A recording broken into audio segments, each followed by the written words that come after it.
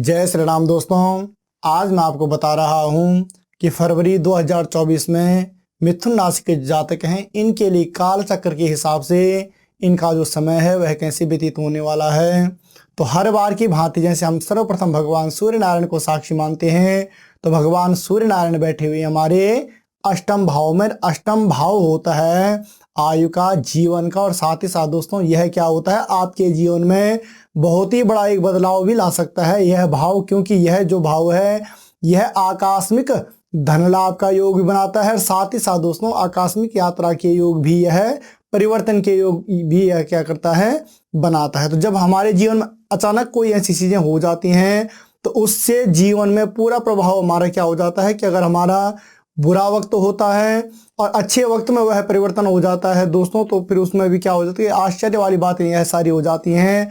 तो समझ लीजिए कि जब अष्टम भाव में भगवान सूर्य नारायण बैठे हुए हों और यह भाव इन चीजों को प्रकट करता है, तो समझ लीजिए कि अवश्य ही इस समय कुछ न कुछ नया अवश्य होने वाला है। और उसके बाद नंबर दूसरा दोस्तों क्या है कि अष्टम भाव जो होता है यह क्या होता है कि इसमें क्रूर ग्रह अगर कोई बैठता है तो वह अच्छा फल ही फलित करता है। तो भगवान सूर्य नारायण यहाँ पर आपको क्या करने हैं, एक अच्छा फल प्रदान कर रहे हैं। उसके बाद दोस्तों पुनः 12 फरवरी के बाद भगवान सूर्य नारायण अपनी राशि परिवर्तन कर रहे हैं, यानी कि मकर को छोड़ के कुंभ राशि में प्रवेश करेंगे। कुंभ राशि में जैसे ही यह प्रवेश करेंगे, यानी कि आपके भाग्य स्थान में जब इनका प्रवेश होगा तो भाग्य में अवश्य ही वृद्धि होगी। और साथ ही साथ दोस्तों यह जो क्षेत्र समय आपका रहने वाला है, धर्म और तीर्थ में भी आपकी अच्छी खासी रुचि बनने वाली है, यानी कि धार्मिक कार्यों में भी आपकी अच्छी खासी रुचि बनी रहेगी। उसके बाद पुनः हम आते हैं मंगल।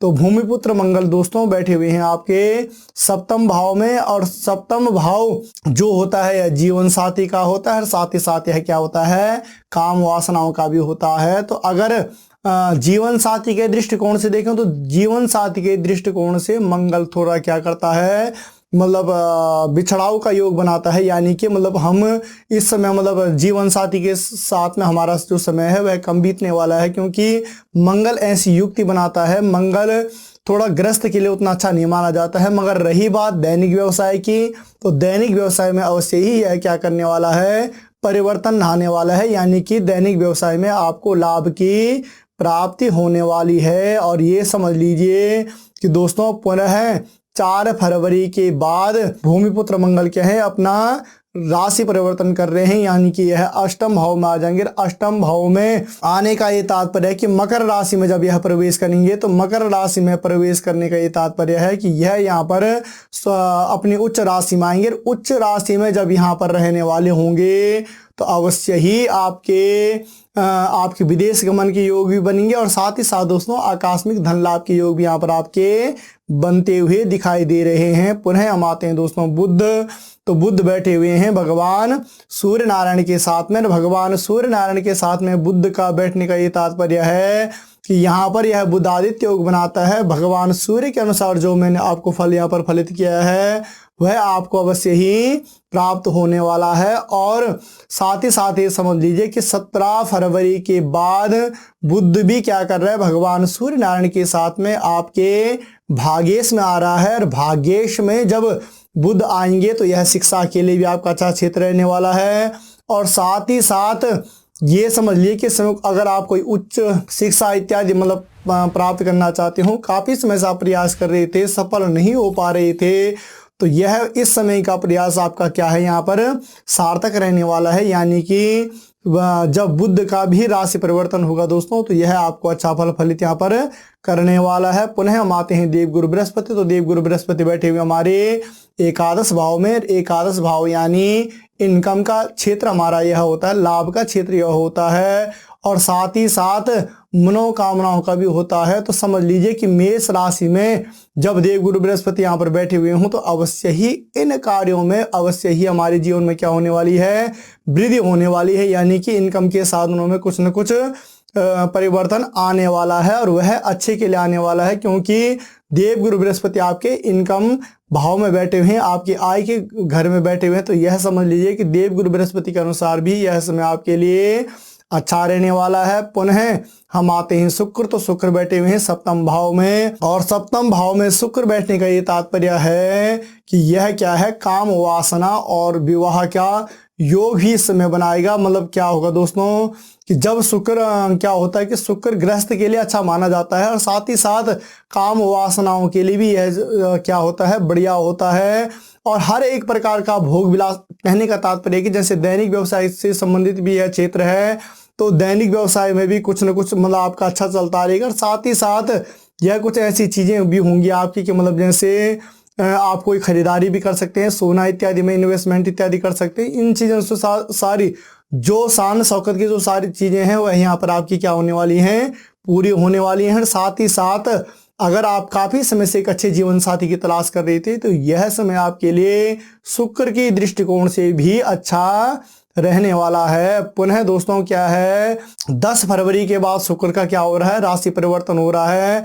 और शुक्र का राशि परिवर्तन का ये तात्पर्य है कि जब यह आपके अष्टम भाव में आ जाएंगे, तो अष्टम भाव में शुक्र और मंगल का जो योग होगा, मंगल अपनी मतलब मकर राशि में होंगे, यानी अपनी उच्च राशि में होंगे, और वहां पर इनके साथ में शुक्र आएंगे, तो अवश्य ही यह क्या करेंगे, यहाँ पर आपको लाभ की प्राप्ति करवाएंगे। यानी कि आप यहाँ ये समझ लीजिए कि आकस्मिक धन लाभ के योग बनेंगे। साथ ही साथ विदेश गमन और आकस्मिक परिवर्तन के योग भी आपके बनने वाले हैं। तो ये समझ लीजिए कि शुक्र के दृष्टिकोण से भी यह समय आपके लिए अच्छा रहने वाला है। पुनः दोस्तों हम आते हैं शनि, तो शनि बैठे हुए हमारे भाग्येश में, भाग्य स्थान में जब शनि बैठे हुए हों, तो ये समझ लीजिए कि यह क्या है, और स्वयं की राशि में बैठे हुए हैं, तो स्वयं की राशि में बैठे हुए हैं, भाग्य में बैठे हुए हैं, तो यह अवश्य ही हमें क्या करेंगे, भाग्य में भी वृद्धि करेंगे। और साथ ही साथ शिक्षा से संबंधित क्षेत्र में भी यह हमें क्या करेंगे, एक अच्छा सपोर्ट करने वाले होंगे। आचार्य का भी दोस्तों यह क्षेत्र है, तो समझ लीजिए कि शनि एक ऐसा ग्रह है कि जो क्या है, न्यायप्रिय ग्रह है। अगर हम न्याय संगत यहाँ पर कार्य करते हैं, यानी आचार्य का सम्मान करते हैं, अपने से बड़ों का सम्मान करते हैं, तो समझ लीजिए कि हर एक प्रयास शिक्षा के क्षेत्र में हो, या धर्म के क्षेत्र में हो, तीर्थ के क्षेत्र में हो, भाग्य के क्षेत्र में हो, वह हमारे लिए क्या रहने वाला है, लाभप्रद रहने वाला है। पुनः हम आते हैं राहु, तो राहु बैठे हुए हैं दोस्तों हमारे पिता के घर में। पिता के घर का राहु जब पिता के घर में बैठे हुए हों, तो यह थोड़ा सा हमारे लिए अच्छा नहीं रहने वाला। यानी कि पिता के स्वास्थ्य से संबंधित कुछ न कुछ चिंता बनी रहेगी। और रही बात कारोबार इत्यादि की, तो कारोबार इत्यादि में दोस्तों ठीक ठाक ही चलता रहेगा आपके राहु के दृष्टिकोण से, मगर पिता के स्वास्थ्य का थोड़ा सा आपको यहाँ पर ध्यान रखने की आवश्यकता है। पुनः दोस्तों हम आते हैं केतु, केतु बैठा हुआ है माता के घर में चतुर्थ भाव में, और चतुर्थ भाव में केतु बैठने का ये तात्पर्य कि सुख का क्षेत्र भी है और माता का क्षेत्र भी है। तो कहीं ना कहीं दोस्तों सप्तम में मंगल, आपके दसम में राहु, और चतुर्थ भाव में आपका जो केतु बैठा हुआ है, यह थोड़ा सा यहाँ पर क्या कर रहा है, ग्रस्त को पीड़ित कर रहा है। तो जो हमारे अन्य वीडियो दोस्तों, मैंने आप पिछला भी एक राहु के निमित्त एक वीडियो दिया हुआ है, या केतु के निमित्त, ग्रहों के निमित्त, नव ग्रहों के निमित्त हमने वहां पर वीडियो बनाए हुए हैं। आप उनमें जाकर इन ग्रहों के निमित्त जो ग्रह आपको पीड़ित कर रहा है, यानी कि आपके ग्रस्त को पीड़ित कर रहे हैं इस समय मंगल, साथ ही साथ पिता के घर में राहु बैठा हुआ है, और उसके बाद दोस्तों चतुर्थ भाव में आपका केतु बैठा हुआ है। तो यह कहीं ना कहीं आपके ग्रस्त को भी पीड़ित करने, साथ ही साथ जो पारिवारिक जीवन आपका अच्छा बीतना चाहिए था दोस्तों, उसमें कहीं ना कहीं यह बाधक बन रहे हैं। तो आप इनके निमित्त होते हुए कुछ न कुछ उपाय अवश्य कर लें, और उन उपायों के माध्यम से दोस्तों अगर आप उन उपायों को करते हो, तो समझ लीजिए अवश्य ही यह आपके लिए लाभप्रद होने वाले हैं। दोस्तों ओवरऑल अगर देखें, मिथुन राशि के जो जातक हैं, इनके लिए ऐसे में अच्छा रहने वाला है। आपको हमारा यह वीडियो कैसे लगा, आप इसे लाइक भी करें, शेयर भी करें, और मिलते हैं पुनः एक नई वीडियो में। तब तक के लिए जय श्री राम।